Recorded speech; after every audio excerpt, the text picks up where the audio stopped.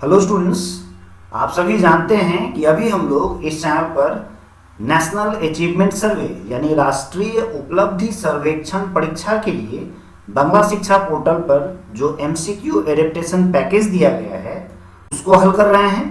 इसी सीरीज में हम लोगों ने इससे पहले क्लास 10 के बच्चों के लिए एमसीक्यू एडेप्टेशन पैकेज के तहत गणित, भौतिक विज्ञान, जीव विज्ञान और भूगोल के प्रश्नों को हल किया है।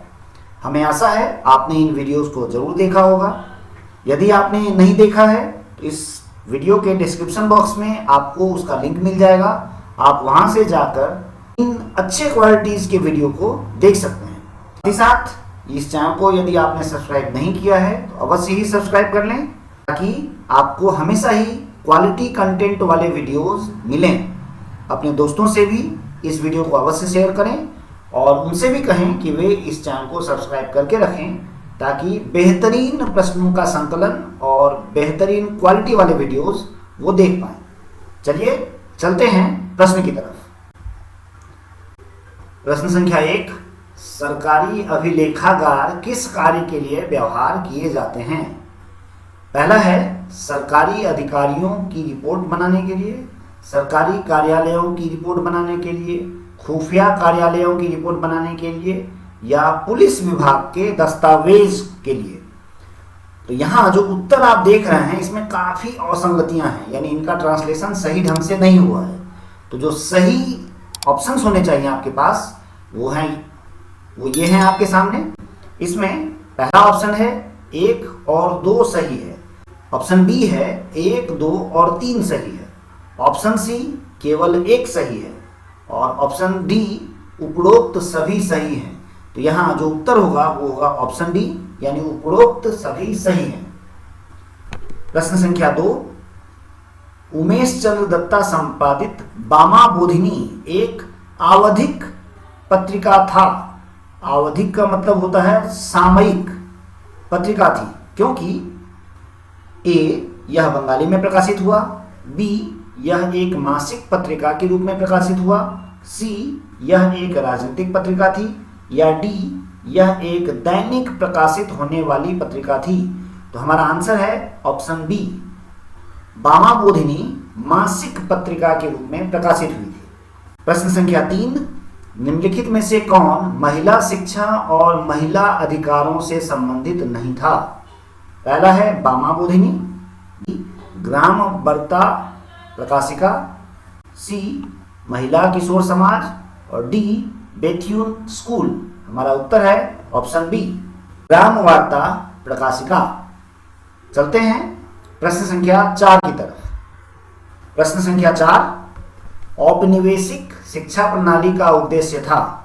पहला, प्राच्य और पाश्चात्य शिक्षा को समकालीन करने के लिए, ऑप्शन बी पारंपरिक शिक्षा विकसित करने के लिए, ऑप्शन सी यूरोपीय प्रशासकों को प्रशिक्षित करने के लिए, ऑप्शन डी औपनिवेशिक प्रशासन की सुविधा के लिए क्लर्कों का उत्पादन करने के लिए। आपको याद होगा जुलाई महीने के एक्टिविटी टास्क में इस तरह के प्रश्न पूछे गए थे। तो हमारा जो आंसर है वो है ऑप्शन डी। प्रश्न संख्या 5, यदि 1857 के विद्रोह को सिपाही विद्रोह कहा जाता है तो निम्नलिखित में से कौन सा विकल्प इसका कारण होगा? हमारे पास 4 ऑप्शंस दिए गए हैं। ऑप्शन ए, सिपाहियों के बीच प्रतिरोध उठा था यह सबसे पहले, यानी यह प्रतिरोध सबसे पहले सिपाहियों के बीच उत्पन्न हुआ था। ऑप्शन बी, यह एक विस्तृत क्षेत्र में फैला हुआ है। ऑप्शन सी, विभिन्न क्षेत्रों के लोगों ने इसमें भाग लिया। ऑप्शन डी, इस विद्रोह में सिपाही सफल हुए। तो हम जानते हैं कि 1857 का विद्रोह जो है वह असफल हुआ था, यानी ऑप्शन डी तो संभव है नहीं। इसके अलावा बी और सी ऐसे तथ्य हमें नहीं दे रहे हैं कि इसे सिपाही विद्रोह कहा जाए।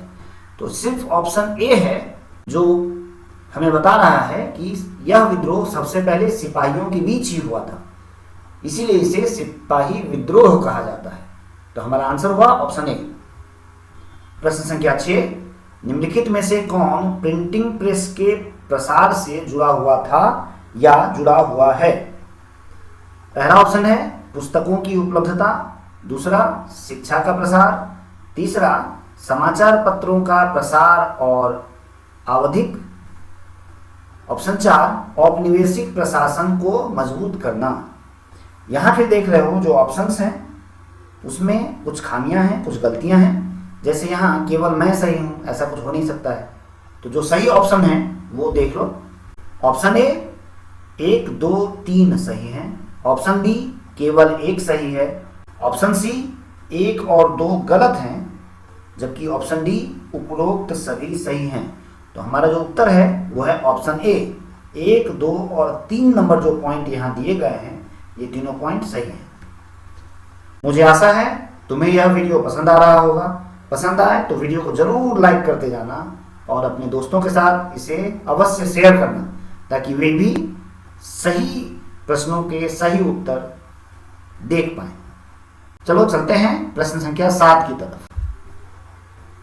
प्रश्न संख्या 7, बरदौली सत्याग्रह किसके कारण हुआ था? यहाँ 4 ऑप्शन जो दिए गए हैं वे हैं। ऑप्शन ए भूमि अधिग्रहण की मांग के कारण। ऑप्शन बी कर में कमी के कारण। ऑप्शन सी वेतन वृद्धि की मांग के कारण। या ऑप्शन डी ब्रिटिश शासन का विरोध करने के लिए। तो बरदौली सत्याग्रह जो हुआ था वह था टैक्स में कमी के कारण, यानी कर में कमी के कारण। प्रश्न संख्या 8, निम्नलिखित में से कौन सा आंदोलन ब्रिटिश सरकार के विरोध में किसानों की भागीदारी का 20वीं शताब्दी में प्रतिनिधित्व करता है? 4 ऑप्शंस हैं। ऑप्शन 1 स्वदेशी आंदोलन, 2 असहयोग आंदोलन, 3 सविनय अवज्ञा आंदोलन, या 4 भारत छोड़ो आंदोलन। इस प्रश्न के जो ऑप्शंस दिए गए हैं इस ऑप्शंस में भी कुछ खामियां हैं। जो सही ऑप्शंस हैं वो तुम्हारे स्क्रीन पर हैं। पहला है 1 और 2 सही है। ऑप्शन बी है 1, 2 और 3 सही है। ऑप्शन सी है 1 और 2 गलत है, जबकि ऑप्शन डी है उपरोक्त सभी सही हैं।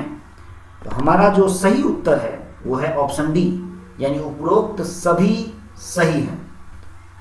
प्रश्न संख्या 9, 19वीं शताब्दी को संगठन का युग कहा गया है, क्यों? 19वीं शताब्दी को संगठन का युग इसलिए कहा गया है क्योंकि 19वीं शताब्दी में सबसे ज्यादा संगठन का गठन हमारे देश में हुआ था। यानी हमारा जो आंसर है वो है ऑप्शन ए, कई राजनीतिक संगठनों का स्थापना हुआ था इस समय। चलते हैं अगले प्रश्न की ओर। प्रश्न संख्या 10, गगनेंद्रनाथ टैगोर ने अपने कार्टूनों को किसके हथियार के रूप में इस्तेमाल किया? पहला ऑप्शन है औपनिवेशिक शासन की आलोचना करने के लिए। ऑप्शन 2 बंगाली बाबू संस्कृति की आलोचना करने के लिए। ऑप्शन 3 चित्रकला का विकास करने के लिए। या ऑप्शन 4 सांस्कृतिक समृद्धि के लिए। यहाँ फिर देखो जो ऑप्शंस दिए गए हैं ये ऑप्शन में भी कुछ गड़बड़ियां हैं। जो सही ऑप्शन है वो तुम्हारी स्क्रीन पर है।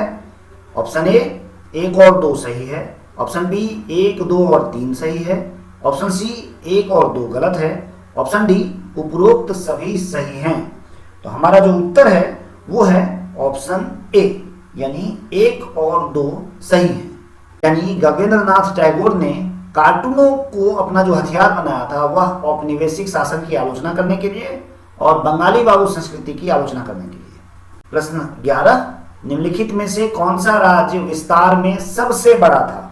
हमारे ऑप्शंस हैं कश्मीर, जूनागढ़, हैदराबाद और त्रावणकोर। तो हमारा आंसर है ऑप्शन सी, हैदराबाद। प्रश्न संख्या 12, राज्य पुनर्गठन आयोग 1953 का गठन किया गया था। 4 ऑप्शंस हैं यहाँ पर। इन ऑप्शंस में कुछ विसंगतियां हैं, इनका ट्रांसलेशन सही ढंग से नहीं हुआ है। जो सही ऑप्शंस हैं वो तुम्हारे स्क्रीन पर हैं। ऑप्शन ए राज्यों के आंतरिक उन्नति के लिए। ऑप्शन बी राज्यों की सीमाओं का निर्धारण करने के लिए। ऑप्शन सी स्वायत्तता प्रदान करने के लिए। ऑप्शन डी निष्पक्ष चुनाव के लिए। तो हमारा उत्तर है ऑप्शन बी, राज्यों की सीमाओं का निर्धारण करने के लिए। मैं आशा करता हूं तुम्हें ये सभी प्रश्नों के उत्तर सही ढंग से समझ में आ रहे होंगे। यदि समझ में आ रहे हैं तो वीडियो को अवश्य लाइक करो, दोस्तों के साथ इसे शेयर करना मत भूलो और उनसे भी आग्रह करो कि वे इस चैनल को अवश्य ही सब्सक्राइब करें। चलते हैं अगले प्रश्न की ओर। प्रश्न संख्या 13, ब्रिटिश सरकार ने कम्युनिस्ट नेताओं को गिरफ्तार किया और मेरठ षड्यंत्र केस शुरू किया, जिसका उद्देश्य क्या था? पहला ऑप्शन है वामपंथी आंदोलन को कमजोर करना, दूसरा है राष्ट्रीय आंदोलन को कमजोर करना, तीसरा राष्ट्रीय कांग्रेस को कमजोर करना, या चौथा मुस्लिम लीग को कमजोर करना। यह जो प्रश्न है यह प्रश्न अधूरा प्रश्न है। बांग्ला शिक्षा पोर्टल पर यही जो प्रश्न दिया गया है उसके ऑप्शंस कुछ अलग हैं, यानी इस प्रश्न के साथ कुछ अलग ऑप्शंस हैं। जो ऑप्शंस होंगे वो तुम्हारे स्क्रीन पर है। ऑप्शन ए 1 और 2 सही है, ऑप्शन बी 1, 2 और 3 नंबर कथन जो है वह सही है, ऑप्शन सी 1 और 2 नंबर कथन गलत है, ऑप्शन डी उपरोक्त सभी कथन सही हैं। हमारा उत्तर है ऑप्शन ए, यानी सिर्फ 1 और 2 सही है। प्रश्न संख्या 14, संथालों ने औपनिवेशिक शासन का विरोध क्यों किया था? पहला है औपनिवेशिक शासन की प्रतिक्रिया के रूप में, दूसरा बाहरी लोगों के जबरन वसूली के कारण, तीसरा धर्म परिवर्तन के कारण, चौथा रेलवे के विस्तार के कारण। इस प्रश्न को भी अधूरा रखा गया है, यानी इस प्रश्न में भी जो आंसर होने चाहिए उसके ऑप्शंस तुम लोगों को हिंदी प्रश्न में नहीं दिया गया है। जो सही ऑप्शंस हैं वो हैं तुम्हारे स्क्रीन पर। ए 1 नंबर कथन सही है, बी 1 और 2 नंबर कथन सही है, ऑप्शन सी 1, 2 और 3 नंबर कथन सही है, या ऑप्शन डी उपरोक्त सभी कथन सही हैं। हमारा जो उत्तर है वो है ऑप्शन सी, यानी 1 नंबर, 2 नंबर और 3 नंबर कथन सही हैं। प्रश्न संख्या 15, सचिंद्र प्रसाद बसु द्वारा एंटी सर्कुलर सोसाइटी का गठन किस उद्देश्य से किया गया था? पहला ऑप्शन ए है निष्कासित छात्रों को पढ़ाने के लिए, ऑप्शन बी महिला आंदोलन को तेज करने के लिए, ऑप्शन सी शिक्षा का प्रसार करने के लिए, या ऑप्शन डी बंगाल विभाजन को रद्द करने के लिए। तो एंटी सर्कुलर सोसाइटी का जो गठन किया गया था उसका मुख्य उद्देश्य निष्कासित छात्रों को पढ़ाना था। तो हमारा आंसर है ऑप्शन ए। चलते हैं अगले प्रश्न की ओर। प्रश्न संख्या 16, जूनागढ़ को भारत में मिला लिया गया था। Option A 1947, option B 1948, option C 1949 और ऑप्शन डी 1950। हमारा आंसर है ऑप्शन बी 1948 ईस्वी में। प्रश्न संख्या 17, निम्नलिखित में से किस संस्था ने इल्बर्ट बिल विवाद में प्रमुख पहल की? ए भूमिधारा संस्था, बी बंगभाषा प्रकाशन सभा, ऑप्शन सी इंडियन एसोसिएशन, या ऑप्शन डी भारतीय राष्ट्रीय कांग्रेस। हमारा आंसर है ऑप्शन सी इंडियन एसोसिएशन। प्रश्न संख्या 18, ब्रिटिश सरकार ने 1872 ईस्वी में अधिनियम 3 की शुरुआत की। निम्नलिखित में से कौन इसका हिस्सा नहीं था? ऑप्शन ए बाल विवाह, ऑप्शन बी बहु विवाह, ऑप्शन सी विधवा, यहाँ गलती हो गई है, विधवा विवाह होगा, और ऑप्शन डी सती दाह प्रथा। तो हमारा जो आंसर है वो है ऑप्शन डी सती दाह प्रथा अधिनियम 3 में नहीं था। इसके अलावा ये तीनों ही ऑप्शंस अधिनियम 3 के अंतर्गत आते हैं। इस प्रश्न के साथ ही हम लोग क्लास 10 के एमसीक्यू एडेप्टेशन पैकेज के हिस्ट्री में जो 18 प्रश्न दिए गए थे उन सभी को हल कर लिया है। इस वीडियो में अंत तक बने रहने के लिए तुम सबका बहुत बहुत धन्यवाद। इस वीडियो को पसंद आए तो अवश्य लाइक करो, कुछ कहना हो कमेंट करो, अपने दोस्तों के साथ इसे शेयर करना मत भूलना। मिलते हैं अगले वीडियो में। Thanks for watching this video.